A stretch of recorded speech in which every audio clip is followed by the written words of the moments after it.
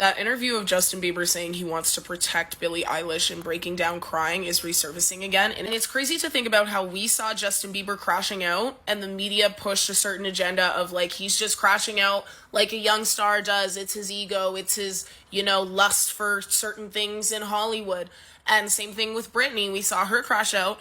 And I remember being very young, like probably like 8 or something. And the way the media pushed it had the 8-year-olds laughing. Our whole class was laughing at her because she shaved her head.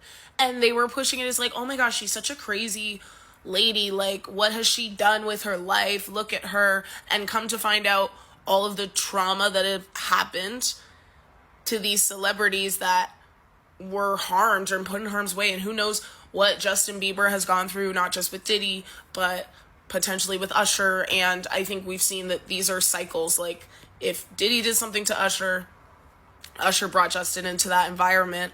And thank God Justin didn't continue that cycle and bring more people into that environment. But instead, he's thinking about Billie Eilish and crying because he wants to protect her and doesn't want her to get taken advantage of.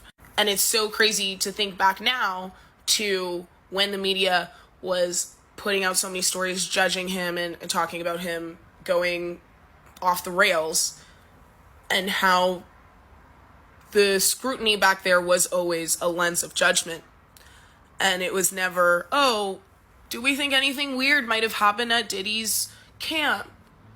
Or, it's just like so crazy in hindsight, thinking back to, and I don't know how old I was when Justin Bieber was crashing out. I feel like I was maybe like 14 or something. But you think, oh, well, he's a guy, so he's probably just getting into blah, blah, blah, blah, blah. But Diddy had so many guys under his control. Yeah.